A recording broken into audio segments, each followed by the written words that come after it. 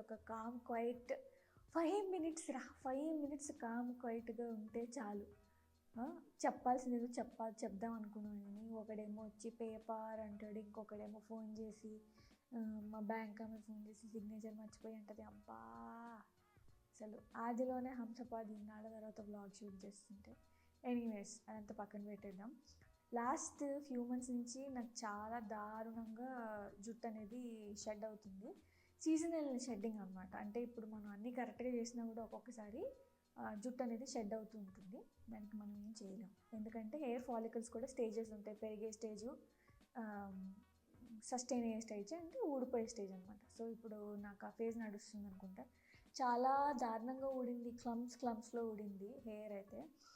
అది చూసి నాకు చాలా భయం వేసింది. అందుకని చెప్పి నేను ముందు నుంచి వాడుతూ ఉన్నాను, కానీ కొంచెం హెయిర్ కేర్ మీద శ్రద్ధ పెడదాం, కొంచెం సీరియస్ అవుదాం, ఆరోగ్యం మీద కూడా శ్రద్ధ పెడదాం అని చెప్పి నేను ఫిక్స్ అయ్యాను.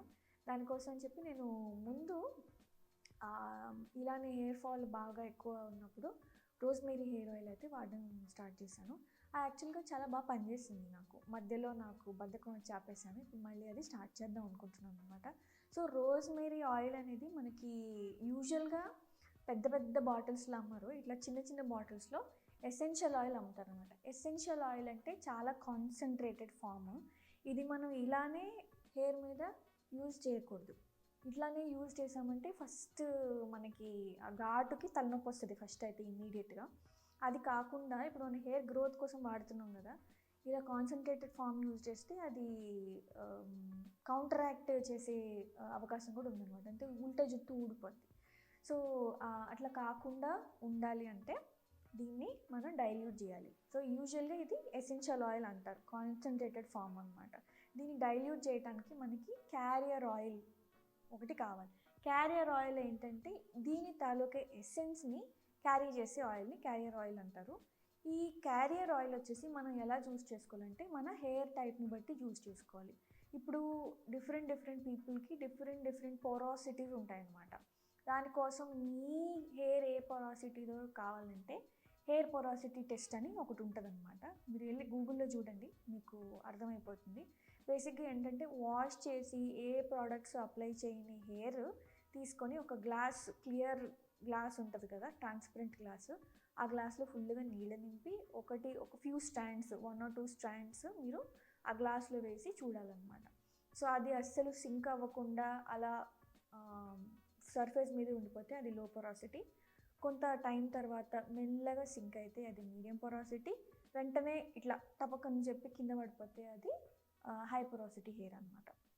నాది లో పొరాసిటీ హెయిర్, అంటే వెంటనే మాయిశ్చర్ కానీ వాటర్ కానీ ఏది హెయిర్ని పియర్స్ చేసుకొని వెళ్ళదన్నమాట. ఇవే మనం హెయిర్ ఆయిల్ రాసినా లేకపోతే కండిషనర్ రాసినా కూడా, అప్లై చేసుకున్నా కూడా హెయిర్ మీదనే ఇట్లా ఉంటుంది అనమాట, అది పర్మియేట్ అవ్వదు. సో దానివల్ల ఏంటంటే మాయిశ్చర్ అనేది ఇన్ఫ్యూజ్ చేయడం చాలా కష్టం అవుతుంది లో పొరాసిటీ హెయిర్ టైప్కి. అందుకని ఇట్లా డ్రైగా ఫ్రిజ్జీగా ఉంటుంది అనమాట, సాఫ్ట్గా అట్లా సెట్గా ఉండదు. సో హెయిర్ లో పొరాసిటీ ఉన్న వాళ్ళకి హెవీ ఆయిల్స్ పడవు, ఎందుకంటే ముందునే అసలు ఏ ఆయిల్ ఇట్లా ఇన్ఫ్యూజ్ అవ్వదు. దానికి తోడు మనం క్యాస్టర్ ఆయిల్ అంటారు, ఆ తర్వాత కొబ్బరి నూనె కూడా. సో ఇలాంటివన్నీ బ్లాక్ సీడ్ ఆయిల్ అంటారు, ఇవన్నీ చాలా హెవీ ఆయిల్స్ అనమాట. ఇవి మన తల మీద మనం లో పొరాసిటీ హెయిర్ ఉన్న వాళ్ళు పెట్టుకున్నారనుకోండి, ఒక పక్క అది ఫ్రిడ్జ్ అట్లానే ఉండిపోతుంది, అండ్ ఆల్సో మనకి దేనికోసం ఏ బెనిఫిట్స్ కోసం అయితే మనం యూజ్ చేస్తున్నామో ఆ బెనిఫిట్స్ కూడా ఇన్ఫ్యూజ్ అవ్వం అన్నమాట. So it's just a waste. And hair వచ్చేసి గ్రీజీగా అయిపోతుంది. హెయిర్ వాష్ చేసుకున్నాక మళ్ళీ ఫ్రిడ్జ్ అనేది ఇట్లా ఉంటుంది అనమాట. సో చాలా ఏళ్ళ వరకు నాకు అర్థం కాలేదు ఎందుకు ఇట్లా అవుతుందని. బట్ రీసెంట్లీ హెయిర్ పొరాసిటీ నాది లో పొరాసిటీ హెయిర్ అని తెలుసుకున్న తర్వాత then I understood that heavy oils పడవు.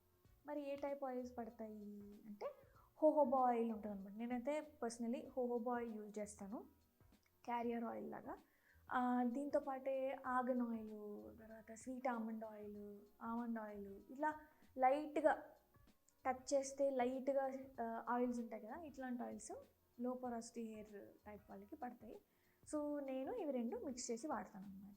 ఎట్లా మిక్స్ చేయాలి అంటే అమెజాన్లోని ఇట్లాంటి బాటిల్స్ దొరుకుతాయి. ఇట్లాంటి బాటిల్స్ దొరుకుతాయి అనమాట. దీనికి లోపల డ్రాపర్ ఉంటుంది, డ్రాపర్ బాటిల్స్ ఇవి. సో ఈ డ్రాపర్ బాటిల్స్ని మేము ఏం చేయాలంటే నేను 2 తెప్పించుకున్నాను. చాలా చీప్గా ఉంటాయి, ఒక 100-200కి వచ్చేస్తాయి. ఈ డ్రాపర్ బాటిల్లోని 20% మనం ఎసెన్షియల్ ఆయిల్ ఫిల్ చేస్తాం అనమాట. ఇది ఎక్కడుంది, 20% essential oil, rosemary essential oil fill చేస్తాం దీనిలోకి. అండ్ ఈ 20% ఫిల్ చేసేసిన తర్వాత ఈ 80% వచ్చేసి మనం క్యారియర్ ఆయిల్ ఫిల్ చేస్తాం అనమాట. అంటే ఇది ఈ హోవోబా ఆయిల్, మీ హెయిర్ పొరాసిటీకి తగ్గట్టు ఏ ఆయిల్ అయితే ఆ ఆయిల్ ఫిల్ చేస్తాం. ఫిల్ చేసి మిక్స్ చేసిన తర్వాత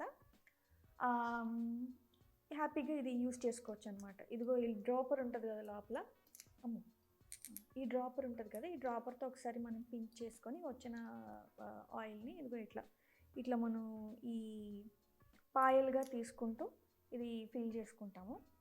ఫిల్ కాదు, అప్లై చేసుకుంటాము. అయిపోయిన తర్వాత మసాజ్ ఇది నెక్స్ట్ స్టెప్. మసాజ్ అనేది చాలా ఇంపార్టెంట్, ఎందుకంటే మనం ఎంత ఆయిల్ రాసినా కూడా మసాజ్ చేయకపోతే అది స్కాల్ప్కి పట్టదు కదా, అండ్ ఆల్సో హెయిర్ గ్రోత్ని స్టిమ్యులేట్ చేయదు. సో అందుకని చెప్పి ఇదిగో ఈ హెయిర్ మసాజర్ ఒకటి నేను పర్చేస్ చేశాను.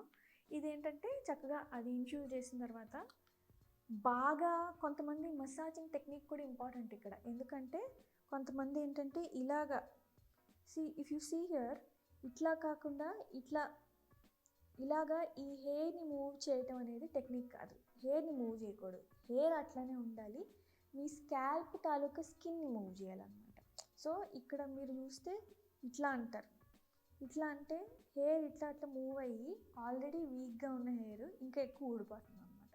అలా కాకుండా కరెక్ట్గా మసాజ్ చేయాలి. కరెక్ట్గా మసాజ్ చేయాలంటే ఇట్లా ఉండి దీంతో కాకుండా ఇగో దీంతో ఇట్లా పెట్టాలి. మీరు ఇలా పెట్టకూడదు, ఓకే? ఫింగర్ టిప్స్ ఇట్లా వద్దు, ఇట్లా పెట్టండి. ఇట్లా పెట్టి ఇలా హెయిర్ స్కాల్ప్ తాలూకా స్కిన్ ఇట్లా మూవ్ చేయండి, అంతే తప్ప ఇలా మూవ్ చేయదు. This is not the technique, this is the technique. ఈ స్కిన్ ఇట్లా మూవ్ అవ్వాలన్నమాట, జుట్టు మూవ్ అవ్వకూడదు. సో అట్లా మీరు ఒక 10 minutes or 15 minutes, అంటే ఇప్పుడు మీకు ఫింగర్ టిప్స్తో వీలైతే ఫింగర్ టిప్స్తోనే మసాజ్ చేసుకోండి హ్యాపీగా, ఏ ప్రాబ్లము లేదు. ఇట్లాంటి మసాజర్ అవసరం కూడా లేదు. నాకంటే కొంచెం బద్ధకం ఎక్కువ కాబట్టి, and this is much better for me. నా ప్రెఫరెన్స్ ఇది కాబట్టి నేను ఇది యూస్ చేస్తాను. ఇది కూడా నాకు ఒక 200 ఎంతో పడింది, అమెజాన్ నుంచి ఆర్డర్ చేసుకున్నాను. మీకు కావాలంటే లింక్ చేస్తాను.